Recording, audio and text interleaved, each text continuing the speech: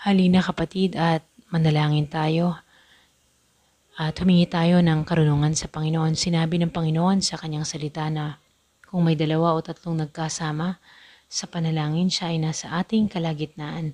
Haleluya, purihin ang Panginoon. Diyos Ama sa langit, maraming salamat po sa oras na ito. Kayo po ang aming Diyos na makapangyarihan sa lahat. Kayo po ang Diyos na nagmamahal sa amin, nagpoprotekta sa amin, at kayo po ang nagbigay ng inyong bugtong na anak para sa aming kaligtasan. Maraming salamat po sa inyong pagmamahal. Panginoong Hesus, maraming salamat po na nakakalapit kami sa Ama dahil po sa inyo.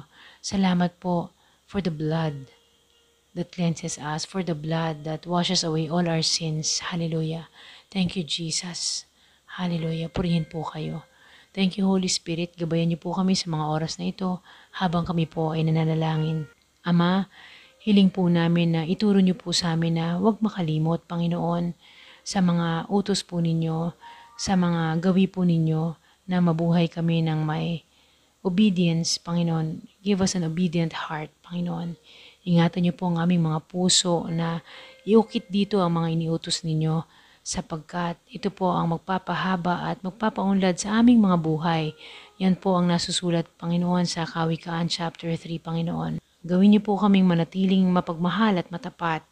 Ama, iukit niyo po sa aming mga puso at ipaalala sa amin na lagi kami manatiling mapagmahal at matapat. Maging mapagmahal kami sa aming kapwa, na isipin ang kapakanan nila kaysa sa amin, at ganoon din po sila para sa amin. At matuto po kaming maging matapat sa aming mga relasyon, sa aming trabaho, kabuhayan, mga finances, Panginoon, at sa mga pagtitiwala pong ibinibigay sa amin ng aming kapwa o mahal sa buhay. Dalangin din po namin na may malugod po kayo sa amin, Panginoon. Turuan niyo po kaming magtiwala sa inyo ng buong puso at huwag manalig sa aming mga sariling karunungan. Ilagay niyo po sa aming puso na alalahanin kayo, Panginoon, sa lahat ng mga ginagawa namin, at sinabi niyo sa inyong salita na ituturo niyo sa amin ang tamang landas. Salamat po. Lagay niyo po sa aming isip na hindi kami marunong sa lahat ng bagay. Magkaroon kami ng humble spirit na laging mag-seek po sa presensya ninyo, sa karunungan ninyo, sa inyong salita. Hallelujah. Bigyan niyo po kami ng takot sa inyo, Panginoon, that fear of God, na hindi po kami makagawa ng masama. At sa mga pagkakataon po na kami po ay nakakalimot at nalilihis ng landas, mangusap po kayo sa amin at ituwid niyo po kami, Ama. Maraming salamat po.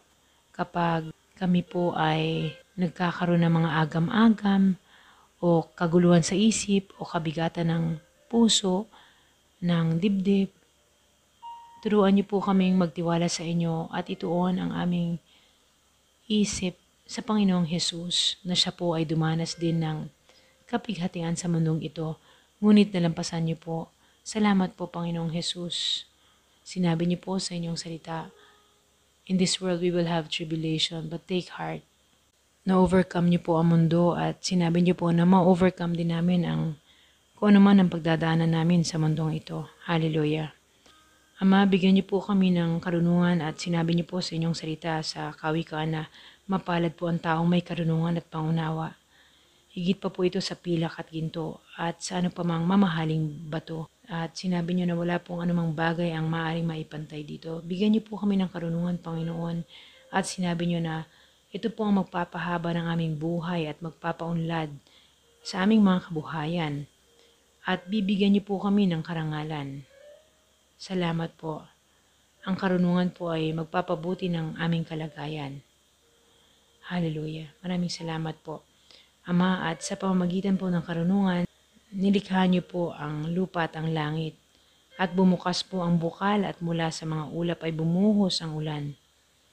Naway, ibuhos niyo rin po ang pagpapala niyo sa amin, Panginoon, para magamit niyo po ang aming buong pagkatao, buong katawan, isip, kung anong mayroon kami ay galing sa inyo. Gamitin niyo po kami, Panginoon, as an empty vessel para po makilala kayo ng mga tao, Panginoon. Isa po itong pribilehiyo. Hallelujah. Ingatan po namin, Panginoon, ang karunungan at kaalaman sa pagpapasya ng tama. Holy Spirit, guide us. Hindi po namin ito hahayaang mawala sa amin.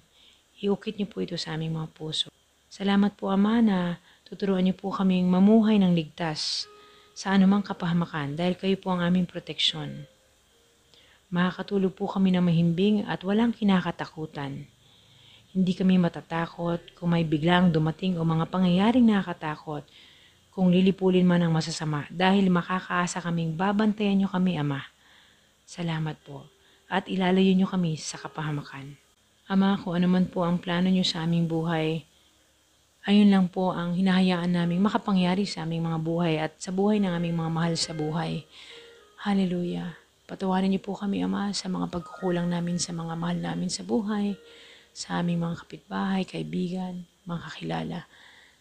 Naway, baguhin niyo kami araw-araw na maging pagpapala kami sa kanila at sila din po ay maging pagpapala sa amin.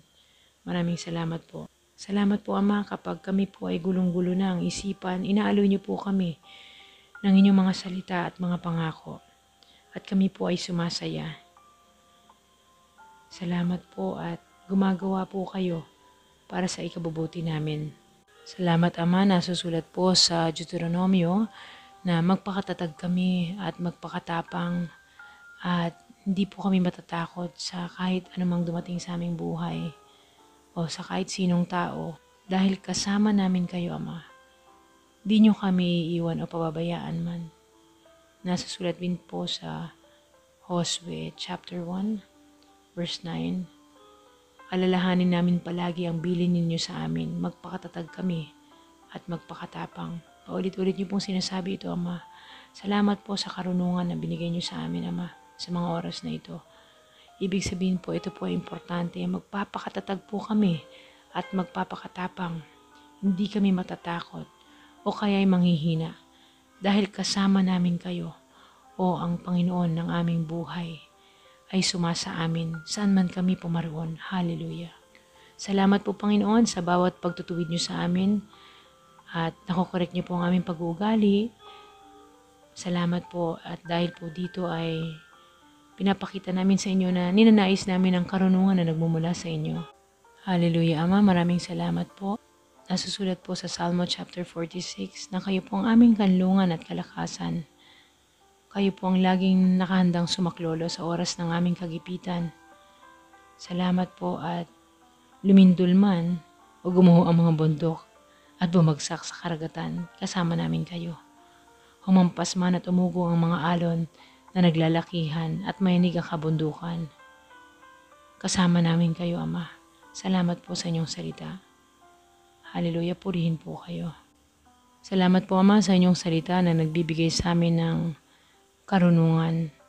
Naway pagbulay-bulayan namin ito araw at gabi para matupad po ang mga nakasulat dito para sa aming buhay. Para kami po ay umunlad at maging matagumpay. Salamat po, Holy Spirit, at ipaalala niyo po ito lagi sa amin. Ama, bigyan niyo po kami ng pusong mapagpakumbaba dahil nasusulat po na kinamumuhayan ninyo ang mapagmataas, ngunit kinakaawaan niyo ang mapagpakumbaba. Turuan niyo po kaming magpasakop sa inyo, sa mga authority sa amin, sa simbahan man, sa aming mga tahanan, sa trabaho, sa ang dako ng relasyon namin sa mundong ito. Maraming salamat po, Panginoon. Magpasakop din po kami, Panginoon, sa kapangyarihan niyo ng buong puso, buong isip at buong kaluluwa. Hallelujah. Salamat po. Naway, matuto kaming ipagkatiwala sa inyo ang lahat ng kabalisahan namin dahil nagmamalasakit po kayo sa amin. Salamat po at sinabi niyo sa inyong salita na humanda kami at mag-ingat dahil si Satanas ay umaali-aligid na parang leon, umaatungal at naghahanap ng malalapa. Ngunit nandyan kayo para patatagin kami sa aming pananampalataya na labanan si Satanas. Hallelujah. Aalalahanin po namin kayo at ang paghihirap niyo, Panginoong Hesus. Hallelujah. Purihin po kayo. Salamat po sa kaligtasan nagmumula sa inyo. Diyos Ama sa langit, salamat po sa inyong kabutihan. Mapalad po kami dahil kapiling po namin kayo sa lahat ng panahon at sa lahat ng oras. Salamat po, Panginoon. Wala po kaming ibang masasambit kundi puro pasasalamat dahil tunay po kayong mabuti sa aming buhay. Hallelujah. Panginoon, itinataas po namin ang aming sambahayan. Sinabi niyo po sa inyong salita, you and your household will be saved. Panginoon, iligtas niyo po ang aming buong sambahayan simula sa aming ina, ama, asawa, anak, kapatid, tiyuhin, tiyahin. Panginoon, alalahanin niyo po sila, Panginoon, at tawagin sa kanilang mga pangalan. Purihin po kayo. Ama, maraming salamat po sa kabutihan ninyo. Salamat po na kung anumang dinadanas naming hirap sa katawang ito, sa buhay na ito, wala po ito sa kalingkingan na gloria na ipapakita nyo sa amin, Panginoon, balang araw. Maraming salamat po. Ama, tatapusin ko po itong panalangin na ito sa Isaiah chapter 43 verse 2. Kapag dumaan ka sa tubig, ako'y kasama mo. Kapag tatawid ka ng mga ilog, hindi ka malulunod. Kapag dumaan ka sa apoy, hindi ka masusunog. At ang liyab nito ay hindi makakapinsala sa iyo. Ama, salamat po sa inyong salita. Kung ano man po ang dumating sa buhay namin at kung ano man po ang hinaharap namin, hindi po kami talunan. Panalo po kami sa laban dahil sinabi niyo po sa inyong salita. Kahit anumang dumating sa aming buhay, panalo po kami. Dumaan man kami sa matinding hirap, matinding pagsubok, kasama namin kayo. Saan man kami tumawid, hindi kami ma-overwhelm o malulunod ng sitwasyon namin sa buhay. Ano man po ang sakit na maranasan namin, wala po ito dahil shield po namin kayo. Kayo pong mag-iingat sa amin. Hindi po kami mapipinsala, Ama. Salamat, salamat, salamat. Salamat po at isinusuko po namin sa inyo ang lahat ng aming suliranin. Sa inyo po ang papuri, ang kapangyarihan, magpakailanman. Hallelujah. Ito po ang aming samot dalangin sa pangalan ng aming Panginoong Hesukristo. Amen at amen. Kapatid, God bless your day. Pagpalain ka ng Panginoon. Mahal na mahal tayo ng Panginoon. We are one in spirit. God bless you, Father, Son, and Holy Spirit.